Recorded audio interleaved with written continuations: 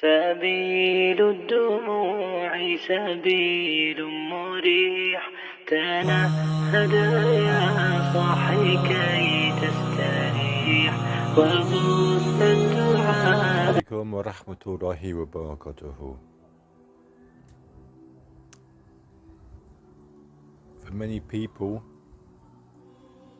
this is just green foliage,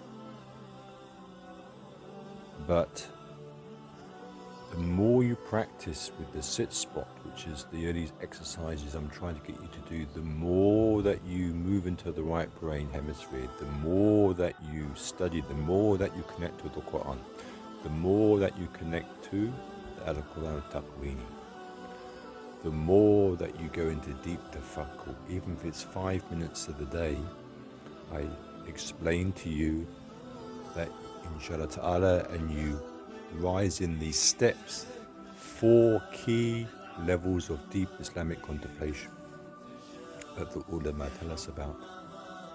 That inshallah ta'ala, you begin to see everything in creation in terms of relationships, patterns. So you won't just be looking at foliage from the hedge or looking down, which may look like weeds. It's completely different. As I look here, there are relationships everywhere. SubhanAllah.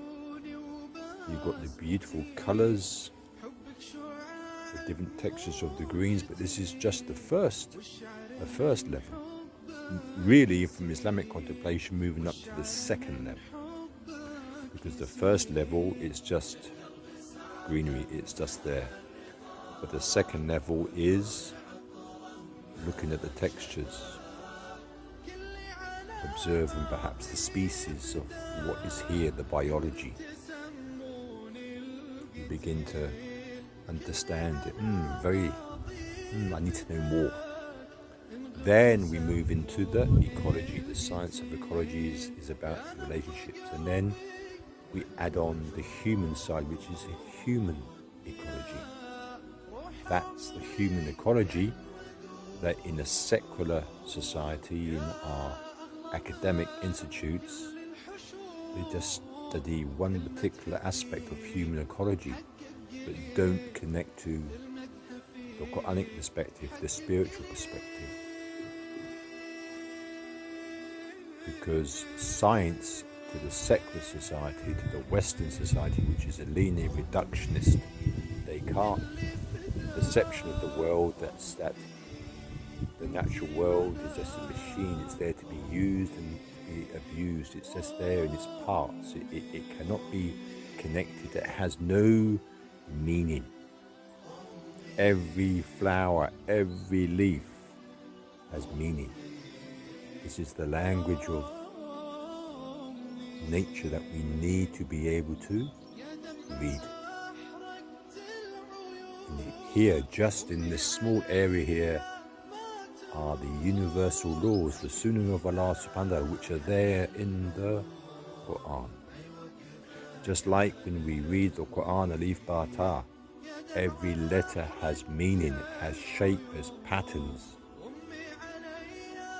Every letter, every word, every surah, every ayat has meaning. And this is what we need to do in the outdoor madrasa, which is this particular project. But apart from that, this is how we need to bring our youth, the next generation, the future Khalifa, inshallah ta'ala, alive. The Quran today in the maktab and the madrasa has no meaning. We are reading the Quran and we're getting screamed at and shouted at, memorize, and we have no understanding of what we are learning. Can we then wonder why our children and our youth are more connected to the secular schools? Because they understand it has meaning rather than the Islamic sciences. Because sadly, even our ulama have been conditioned to teach in the same way as this reductionist, this Descartes linear method. We need to change, and that's what we are about. Assalamu alaikum. سبيل الدموع سبيل